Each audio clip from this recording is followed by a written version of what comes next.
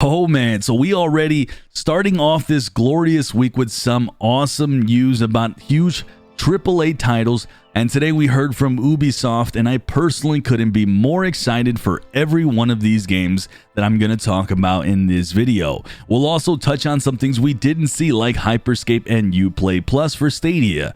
But with that said, we do have release dates, and a release date to the brand new game that we're just about to talk about, and all these games are coming in the months ahead, and it's worth, in my opinion, getting hyped for each one of these. So let's talk about the newest title coming to Stadia on February 18th, 2021 in Far Cry 6.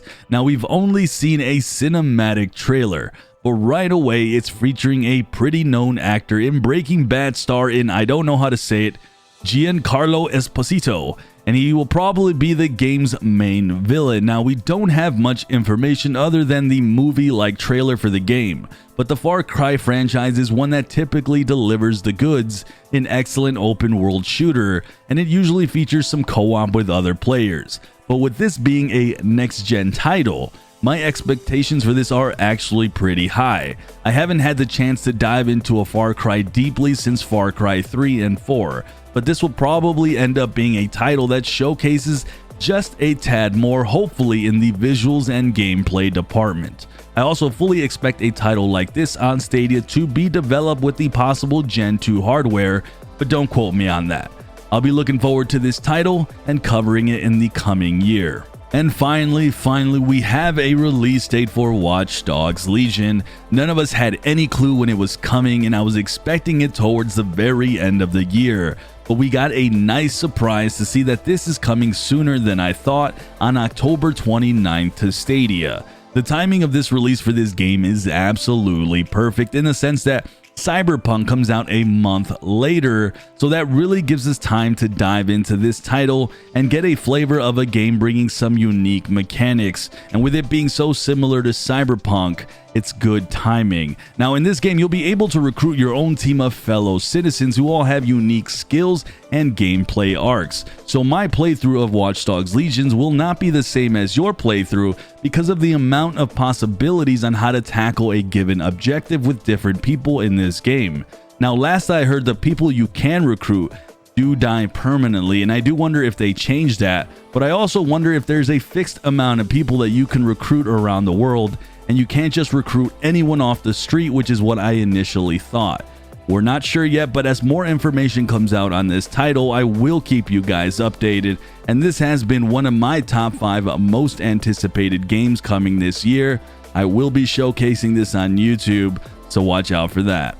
And finally, the next title here at the event from Ubisoft was Assassin's Creed Valhalla. It finally got the official debut of its gameplay, and I have to say that this franchise is starting to look less and less like the Assassin's Creed of old, and that's not necessarily a bad thing. You'll be able to raid villages here, all the while plundering to raise your own. There is some cool, unique fighting mechanics here that are new to the franchise. It also looks like as though you'll have the ability to storm castles as well. This is shaping up to be one of the most anticipated and best titles that I think are going to be coming out this second half of the year. I was happy to see that the release date was coming soon on November 17th. And my goodness, November is going to be a heck of a month for gaming, to say the least. But alright, we have some quick notes to mention here, and we did not hear about Rainbow Six Quarantine, which I think was a bit of a bummer, as I fully expect that one is coming out to Stadia. There was also no mention of Hyperscape coming to Stadia, a game that I personally have put in quite a few hours, and I love it, and I only did so because I was hoping that it was coming to the platform. If it doesn't, I am going to be pretty bummed out because it really is a fun battle royale, and it's the first one that I've ever been able to get into, and I know I'm heaping some praise on this one, but it deserves it. And the last thing that I do want to mention is there was no talks of Uplay Plus.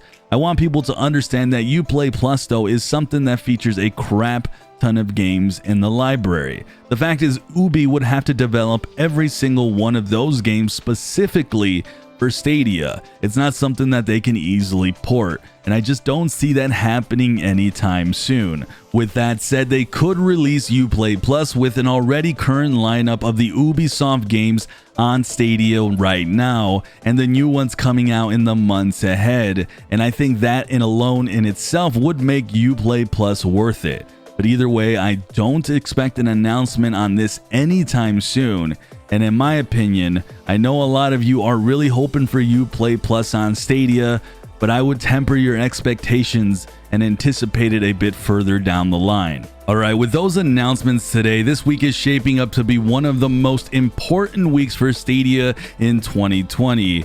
And with that, let me know which of these Ubisoft games talked about in this video are you most hyped for. Will you be buying all three? Were you bummed out at no mention of Stadia for Hyperscape or Uplay Plus? Let me know your thoughts. Please subscribe for more Stadia content, hit that notification bell as well. I'm Sunny, and I'll see you guys in the cloud.